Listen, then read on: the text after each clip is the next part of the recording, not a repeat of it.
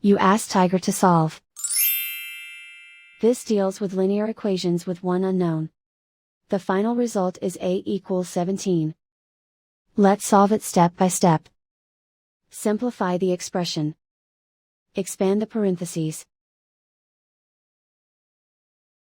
Simplify the arithmetic. Group all constants on the right side of the equation. Add 36 to both sides. Simplify the arithmetic.